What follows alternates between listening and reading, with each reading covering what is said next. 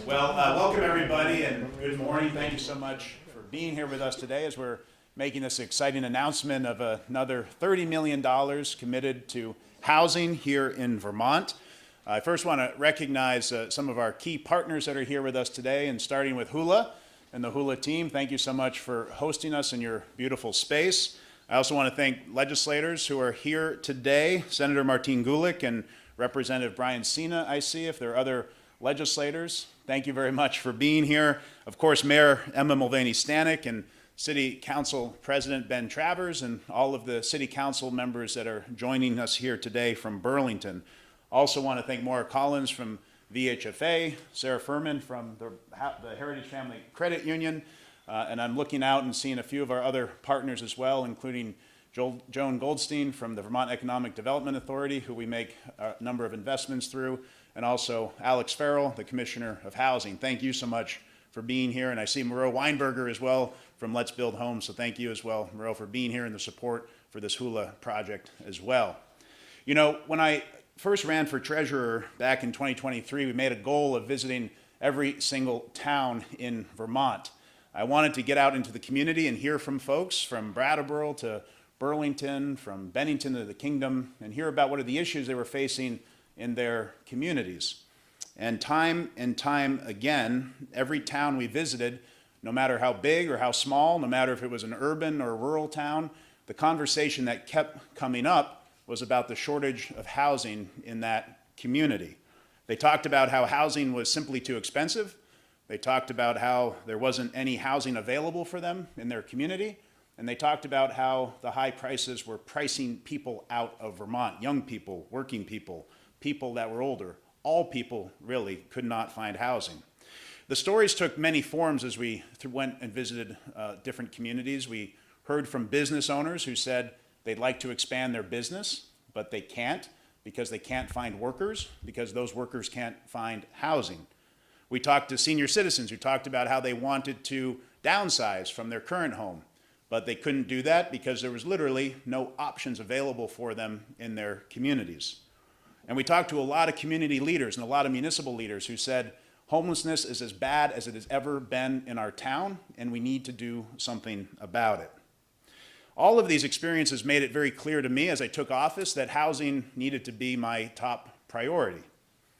And the housing shortage that we're experiencing here in Vermont didn't happen overnight, and it didn't happen by accident. It's the result of policy choices, many of those policy choices made before many of us in this room were even alive, and due to market failure. And for too long, we simply didn't build enough housing in our state, and every single day we're continuing to live with those consequences. The good news is, even though today is Groundhog Day, we do not have to keep making those repeated mistakes over and over. We can make different choices, and that's exactly why we're here today. Today we're announcing another $30 million in critical housing investments to help move the needle forward on Vermont's housing shortage. These investments will support over 450 homes across the state, adding hundreds of new units of housing stock to Vermont. Additionally, the projects that we're investing in will leverage another $200 million of private and public capital, sparking further investment in our cities, downtowns, and rural communities, unlocking their full potential for generations to come. And a number of the investments that we're making today are the first phase of a much larger development vision. So these investments have the potential to unlock many, many more homes into the future. We're making these investments today through our 10% in Vermont program, which enables our team in the Treasurer's Office to invest up to 10% of the state's cash balance into the Vermont economy. The funds issued through low-interest loans offset the high interest rates that developers are facing, which would otherwise make the project difficult, if not impossible, to break ground.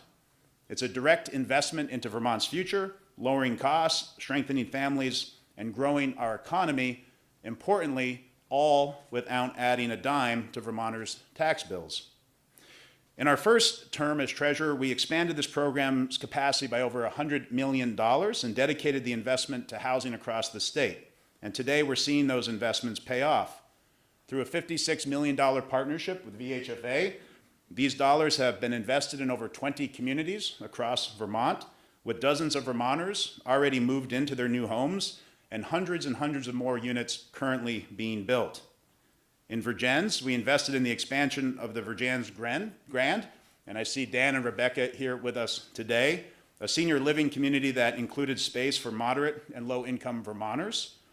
The expanded wing of the facility is offering 65 new units of assisted living senior housing, ensuring that older Vermonters can age in their community, do it safely around loved ones, and have the care and the services that they need. We prioritize senior housing whenever we can because the benefit is twofold. It meets the current need of older Vermonters while freeing up homes better suited for workers, young people, and families. In Rutland, we partnered with Heritage Family Credit Union and the city of Rutland to invest in that city, which has some of the oldest housing stock in Vermont. We recently toured one project that was previously a vacant office space and has now been converted into a 6-condominium apartment unit, with every single unit leased before construction was complete, strengthening Rutland's workforce and local economy. We had the opportunity to meet one of the tenants who had moved from out of state, loved the Rutland community, and was working at the local hospital. So he was able to find housing as a result. And in St. Johnsbury, there are now 9 new units of housing fully leased by teachers and hospital workers in an old community hall that had sat unused for years. These are just an example of some of the investments we made and the success that we're having across Vermont. But based on that success, we decided this year to again expand the 10% in Vermont program because we do not want to leave a single dollar on the table when Vermont is dealing with such a significant housing crisis. The $30 million we're announcing today builds on that work, supporting affordable housing, market rate housing, senior, climate resilient, and home ownership housing all across Vermont. Today, we're making investments into 2 of the largest developments in Burlington, right here at Hula, and also Cambrian Rise, up the way in the north end. But we're also investing across the state, with each investment advancing Vermont's housing goals in various ways. We're making investments into senior living in Grand Isle, affordable housing in Heinsberg, workforce housing in Vergennes, infill development in Fairleigh, and flood resilient housing in Barre. And we will have additional announcements in the week to come about some additional investments we're making in southern Vermont. In closing, I just want to focus on a specific investment that we're making out of this $30 million and the reason that we're here today at Hula, which is the Ride Your Bike project, the first phase of a transformational vision for Burlington's South End. We're proud to commit today $8 million to support this project, which represents a stronger future for Burlington, rooted in community, in connection, and in opportunity. In a moment, you'll hear from Russ Scully, Hula's founder, who will share more about how they're bringing that vision to life. But I just want to mention a couple of things about this project. You know, our dollars are so impactful when they can be the first dollar into a vision or the last dollar into a vision to close out the financing and the transaction. In that first round, we came in many projects at the end because interest rates had gone way up, costs of housing and supplies and labor had gone way up, and we're able to be the last dollar in to allow a project to go forward. In this round, there are a number of examples, including right here at the Hula project, where we're an early investor. We want to get the momentum moving in the right direction so the project can build steam, build momentum, and get completed.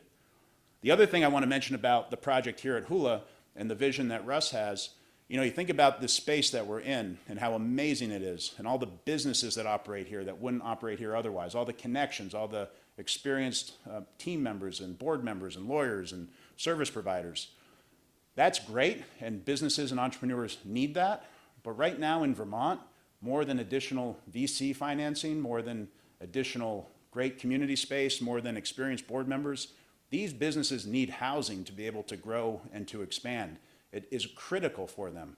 So this is going to not only support more housing generally in the Burlington community, but it's going to support these businesses to be successful, driving economic growth, providing good paying jobs, and creating a really virtuous cycle of success.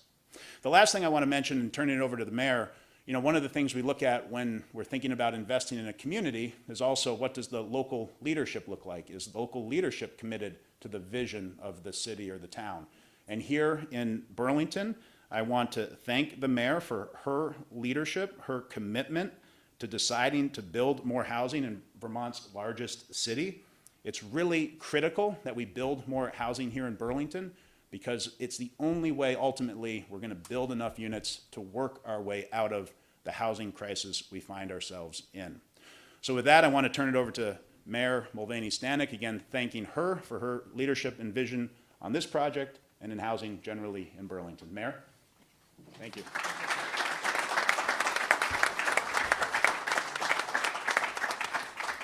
It's always like a game of Tetris with all of your mics up here, so I want to make sure I don't knock them over.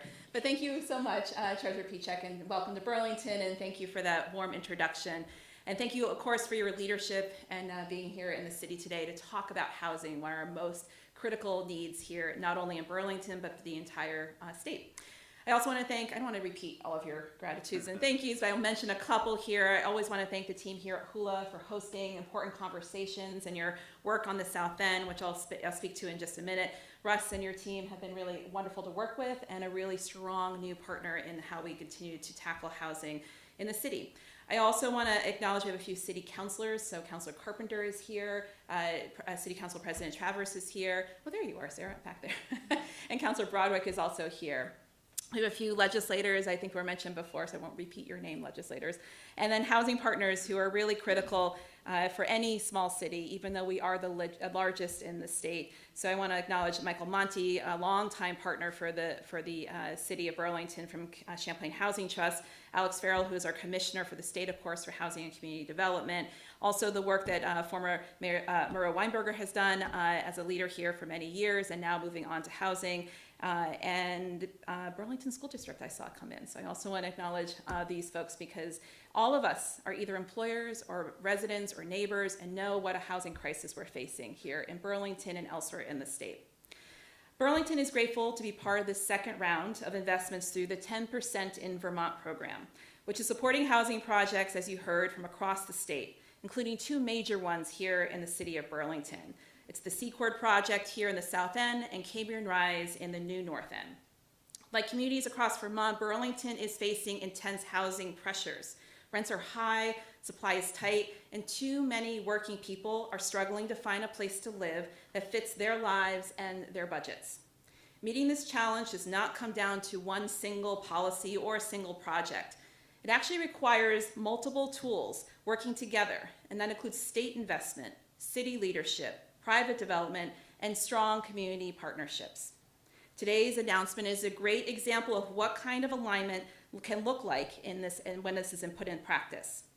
The Ride Your Bike building project is the first phase of the South End Coordinated Redevelopment, or CCORD, one of the most ambitious housing efforts in Burlington has undertaken in a generation.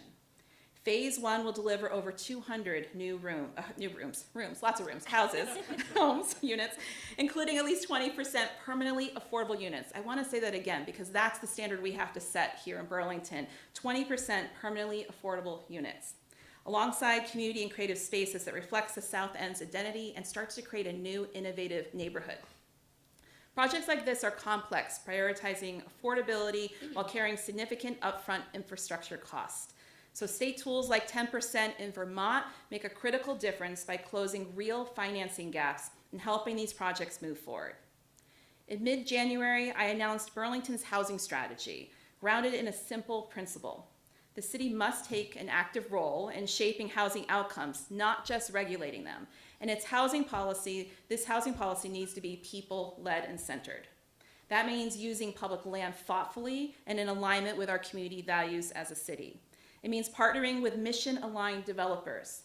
It also means modernizing our tools. We've had some amazing innovative tools that were innovative 40 years ago, but we need to continue to modernize them so they work for today's market and reality.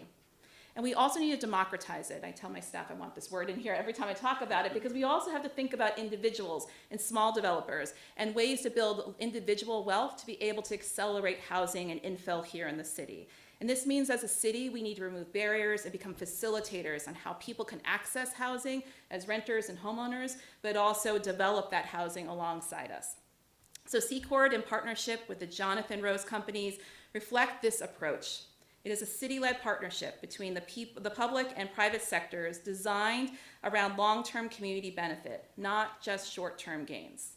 Importantly, it reflects the kind of housing that people want and need here in the South End. Burlington's work does not happen in isolation. At the city level, we are advancing the CHIP program, the Community and Housing Infrastructure Program, to help finance streets, utilities, and shared infrastructure for housing projects that meet clear city expectations, such as affordability, scale, and public benefit, just like Secord, but these are often too costly for individual projects to carry alone. At the same time, the state is stepping up through initiatives like 10% in Vermont, which provides low-cost capital, as you heard, and efforts to build an inventory of state land for housing, signaling a more proactive public role statewide. We are also being intentional about how city-owned land can support future housing phases, making sure public land, infrastructure planning, and financing tools are aligned before projects come forward.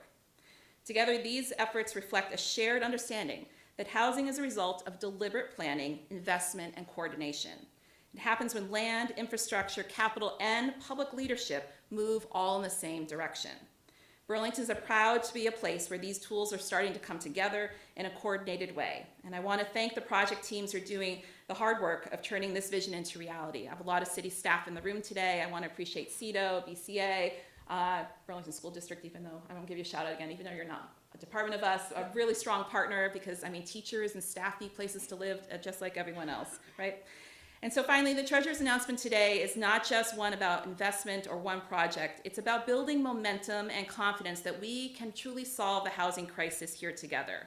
Burlington is ready to keep working with the state, with developers and community partners to deliver housing that is inclusive, affordable, sustainable, and rooted in place. Thank you very much. That's it.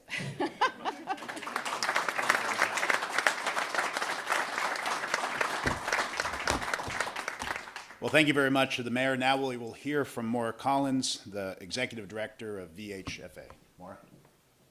Thank you. Hi, I'm Maura Collins. I'm the executive director of the Vermont Housing Finance Agency, which sounds a lot like a bunch of other organizations in the state, but we are unique in being a 50-year-old institution, quasi-governmental agency that does lending for affordable housing. So it is exciting to be here today and to see such a conglomeration of partners who I've worked with over the 25 years I've been at VHFA. And it's because VHFA used to focus on a very narrow part of the income band. I was not always invited to places as fancy as Hula and with some of you fancy people, because the housing work and the needs are really concentrated based on income. And so VHFA's focus has been on the lowest income among us, meaning that we've known for a long time that if you are without a home, if you're living on disability income, if you're living in poverty, generational poverty, that you have always struggled to pay your rent, pay your housing cost, trying to put transportation together with your doctor's appointments and where you live and all that. And sadly, for too long, we have accepted that this group of people at the bottom income, that is their reality and there's nothing we can do about it. And then we started to see that college graduates, good four-year programs, they were struggling to move out of our basements and find places to live. Then we started finding good mid-level workers earning a good salary, still couldn't find a place to buy. Then they couldn't find a place to rent.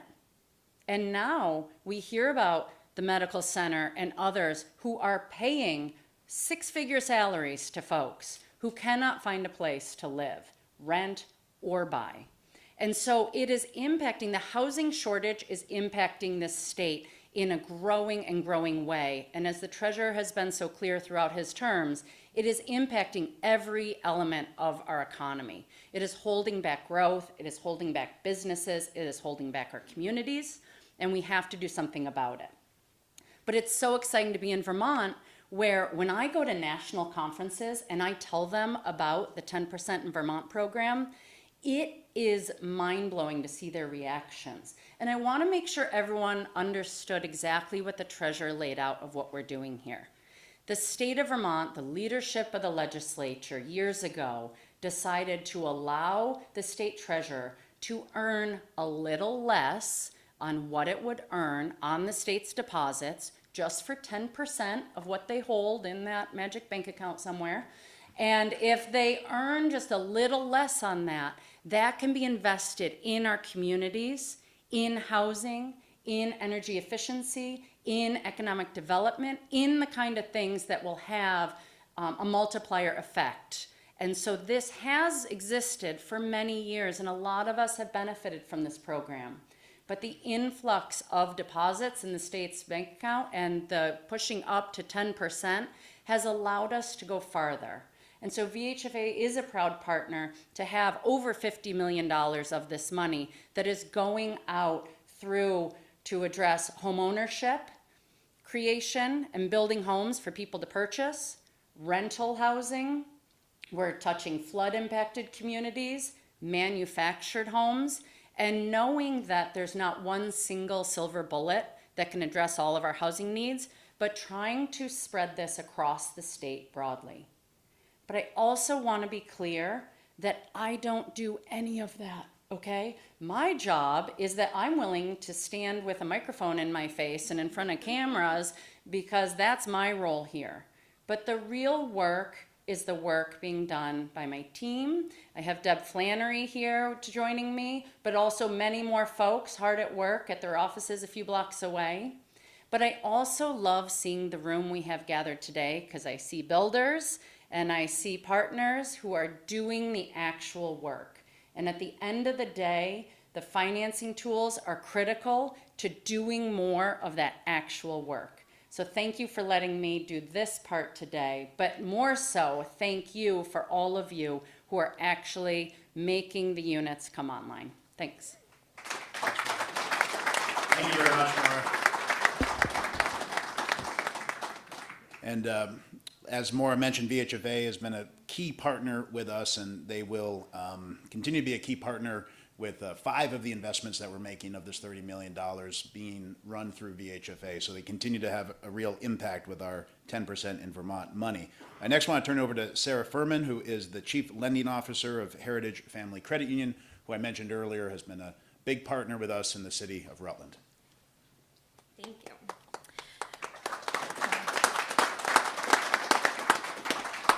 So Roofs Over Rutland is a great example of the 10% in Vermont program doing exactly what it was designed to do.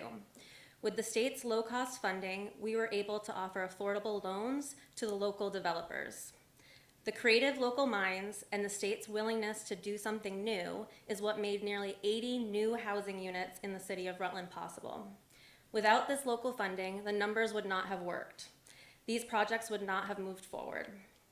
This program has brought new energy and real momentum to the city, and I want to sincerely thank the State Treasurer's Office for the impact that they're making in the 10% in Vermont program. We're grateful for the partnership, and we hope to continue to build that moving forward. Thank you very much, Sarah. And last but not least, I want to introduce Russ Scully with Hula and also the Ride Your Bike project that is receiving one of the largest commitments we have made out of our 10% in Vermont fund, and we hope this is just the start of our commitment and our investment in making this reality, making this a reality. Thanks, Russ. Thank you. Hey, great to see everyone here. Thank you for coming. I'm not going to repeat a lot of what you already heard today, but it's really great to hear that a lot of the stuff you just heard is stuff that's going on in our project. I want to thank Treasurer Pieciak. I want to say really clearly, no one's been more clear, direct, and supportive of the financing of this project than Treasurer Pieciak has, and from the beginning. I think it really outlines the importance of the 10% for Vermont program, one that I didn't know anything about until we reached out.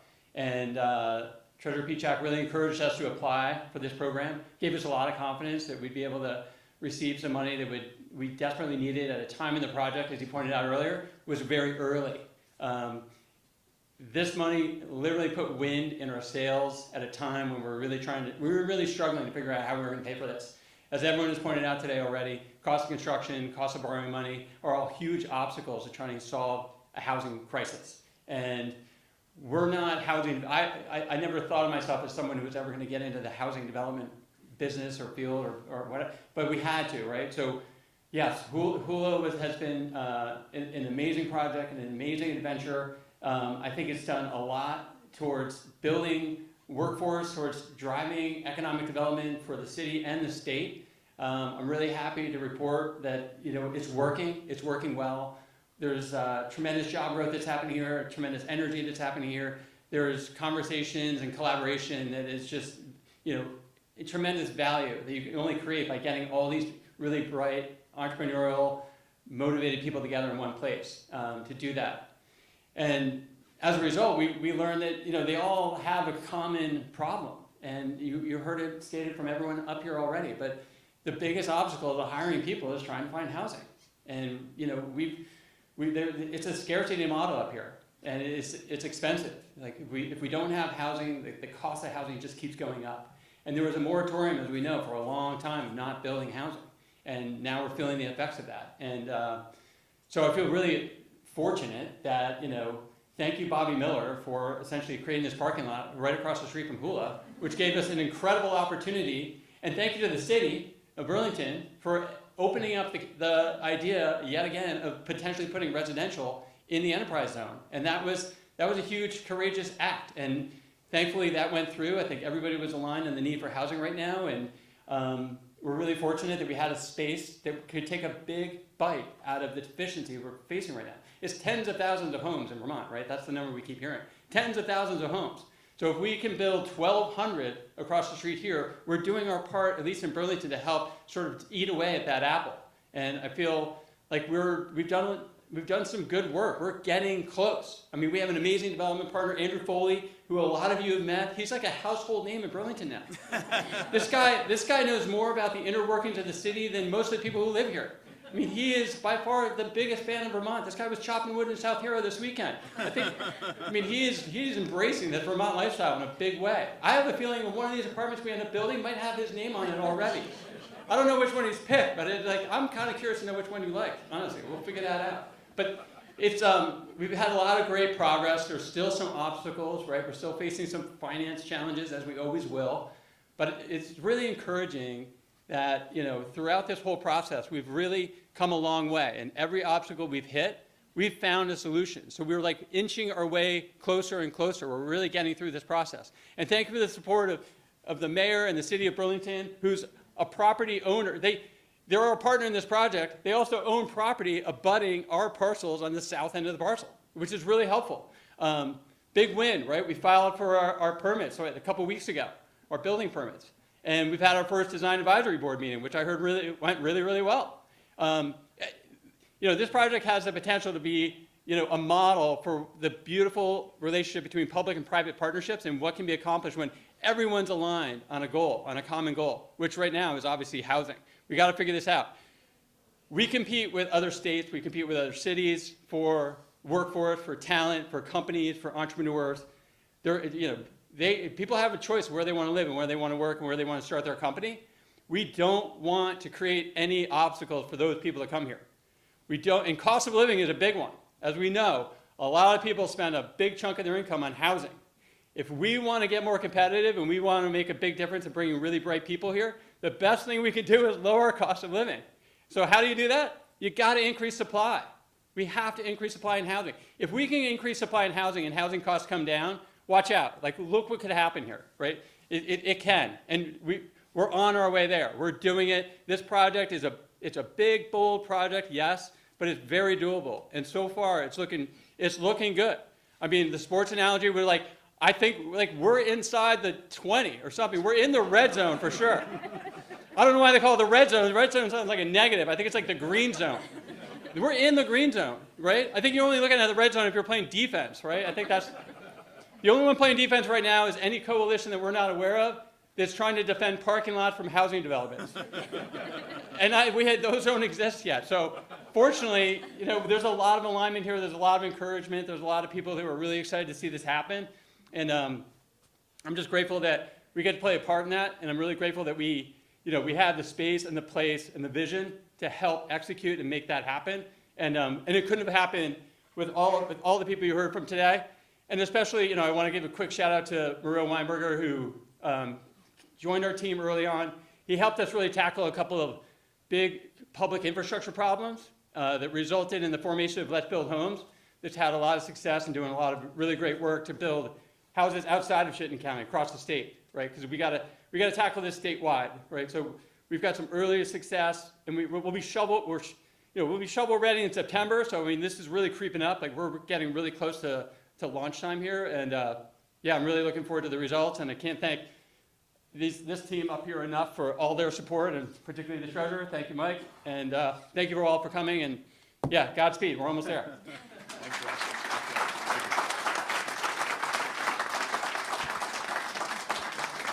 Well, thank you, Russ, and again, thank you all for coming here today. Every time we have a guest that visits Vermont, whether it's the rating agencies or representatives from the federal government or business owners or business executives, we always bring them the hula, because we say, look at this vision, look at this facility, look what Vermont can be. And I look forward to similarly bringing them to the housing development to say, again, we can do this in Vermont. We can grow in a way that supports our environment and business goals.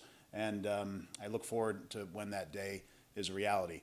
Thank you all for being here today. For those in the media that are interested, I think maybe we'll just step over here if there are questions, but enjoy the food and the coffee and everybody's friendship. And again, thank you for being here with us. Thank you.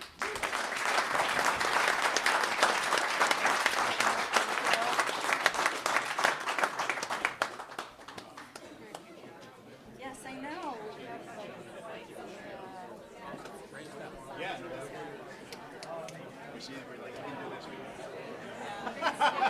That was the same project. It helped to have a precedent, right? Yeah. It's kind of funny to think about. But it is, it's true. Chris Gomez, moved here about 3 years ago. None of us has any expectation of it. And it really is about It's going to complement this.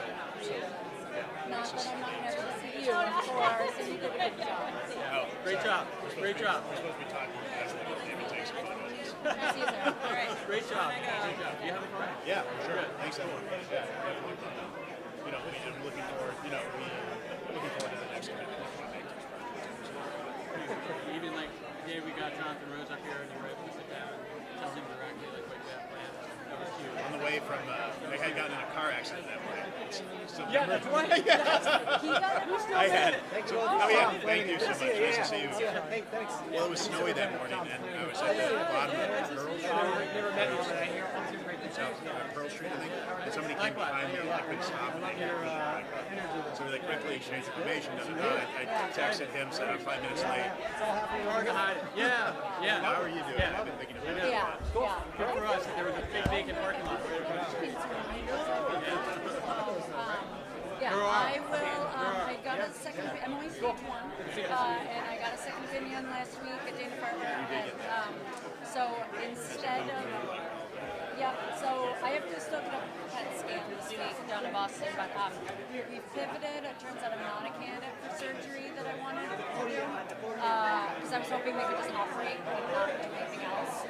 But with the tonsillectomy, there's not enough left to get clean margins and all that. So now I'm going down to Boston for 6 weeks of radiation. So I'll just live down there. It's a change. How many weeks or something? 6 weeks. Yeah. So I'm not happy about that, but gotta do it to survive. So,